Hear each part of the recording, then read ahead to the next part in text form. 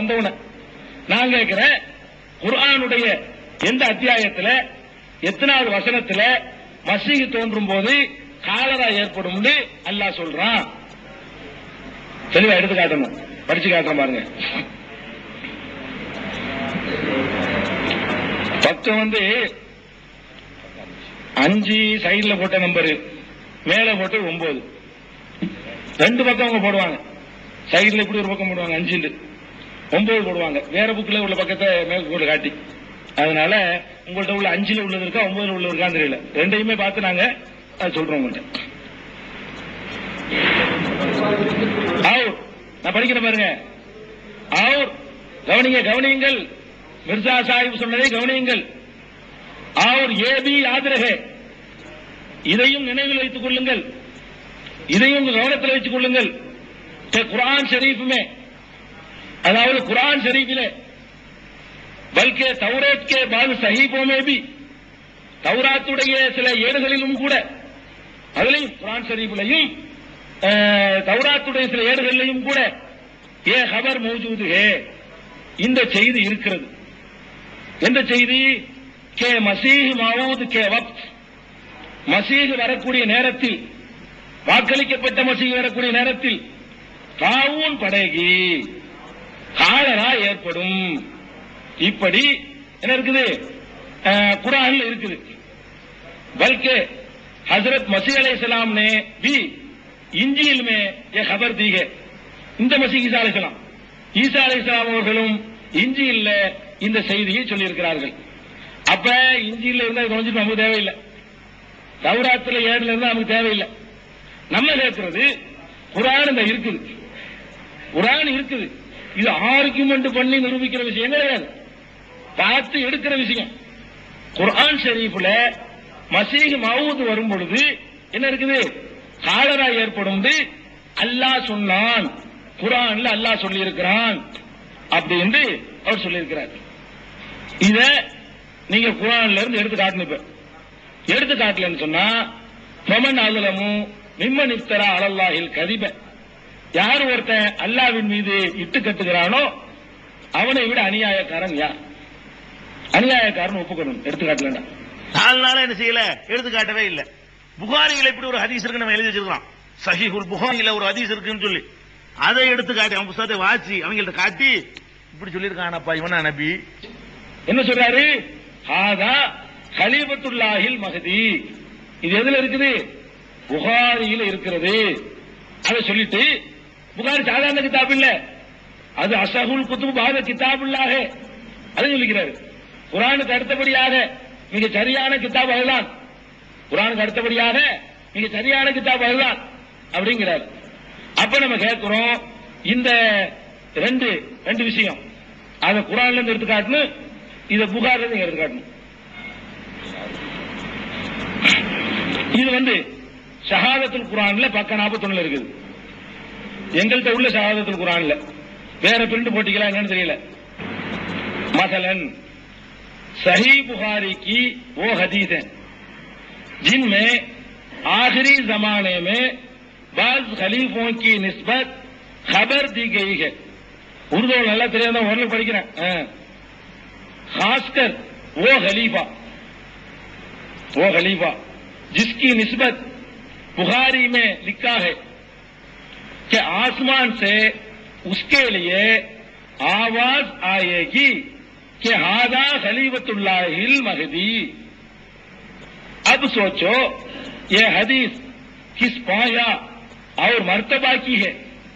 ये एवलो मदिपुल्ला हदीस தெரியுமா? जो ऐसी किताब में दर्ज है जो असहुल कुतुबी बाद किताबिल्लाह है அப்படின்னு சொல்றாரு. அதனால இதுக்கு நீங்க என்ன செய்யணும்? இதுக்கு பதில் எடுத்து காட்டணும். நீங்க புகாரில இருந்து எடுத்து காட்டணும், விளக்கம்லாம் வேணாம். கலீபத்துல்லாஹில் மாதிரி சொல்லுமா சொல்லாதான்லாம் எங்களுக்கு வேண்டியதில்லை. இவரு உலகத்துல மக்களுக்கு எல்லாம் தெரிஞ்ச ஒரு புஸ்தகத்துல இருக்குன்னு சொல்றாரு, அல்லாஹ்வுடைய கலாம்ல இருக்குன்னு சொல்றாரு. அப்ப அல்லாஹ்வுடைய கலாம்ல இருக்கிறது, அல்லாஹ்வுடைய கலாம்ல இருந்து எடுத்து காட்டுற பெரிய கஷ்டமே கிடையாது. நீங்க ஈஸியா ஒரு எடுத்து காட்டினாலே போதும், இந்த ஆளுக்கு படிச்சு காட்டி கொடுங்க, முடிஞ்சு போச்சு கதை.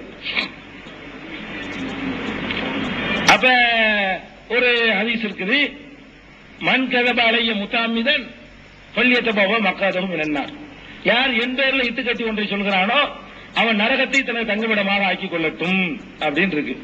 இந்த ரெண்டுக்கு நீங்க பதில் சொல்வதற்காக வேண்டி என்னுடைய 10 நிமிஷத்தையும் எடுத்துக்கிறேங்க. சொல்லணும்ல, சொல்லுங்க பதில். குர்ஆன்ல இருந்து அதை எடுத்து காட்டுங்க, புகார்ல இருந்து எடுத்து காட்டுங்க. புகாரில இருக்குன்னு குர்ஆன்ல இருக்குன்னு போய் சொல்லி இருக்கிறான். அது எப்படி அல்லாஹ் ப்ரூவ் பண்றான்? பெரிய பெரிய விஷயத்துல ஒரு அற்பமான விஷயத்தை வச்சுக்கிட்டு அல்லாஹ் ப்ரூவ் பண்றான். அதை எடுத்து காட்டணும். இவன் தான் நபியா?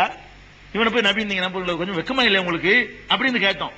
அதை விட ஒரு அறிவாளியா தான் அல்ல நபியா தான் இருப்பான். ஒரு பொம்பளைய கல்யாணம் பண்றேன்னு சொன்னான்.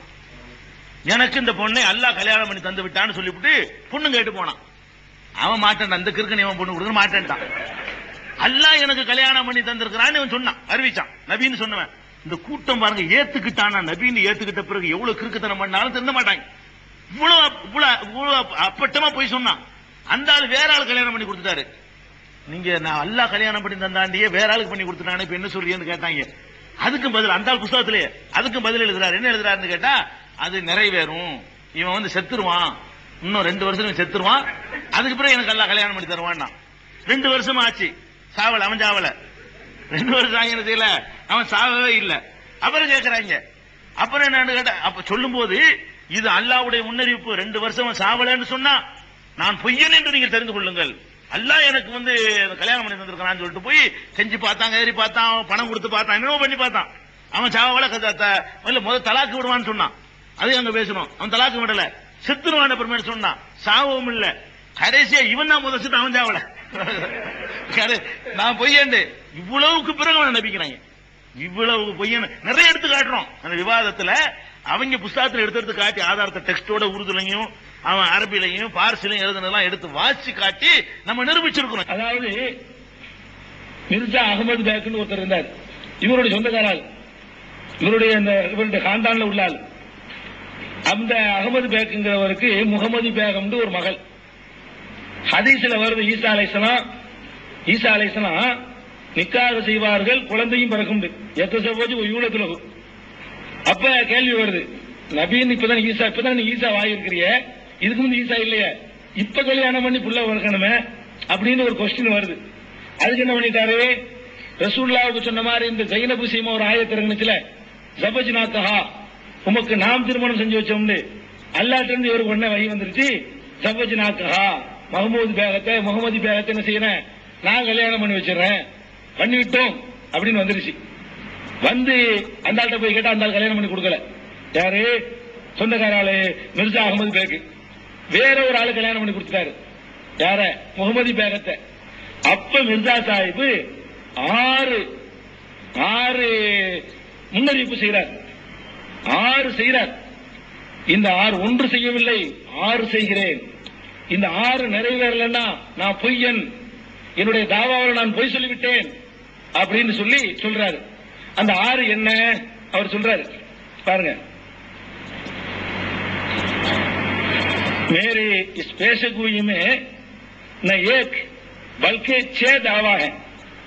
எனது இந்த முன்னர் இது வந்து ஆயினே கமாலாத்துல 325 பல இடங்கள்ல சொல்றாரு. இத ஒரு இடத்தை படிக்கிறேன். பல்கே 6 தாவா है. ஒரு தாவா நான் செய்யவில்லை, 6 தாவா செய்கிறேன். நல்லா கவனிக்க வேண்டும்.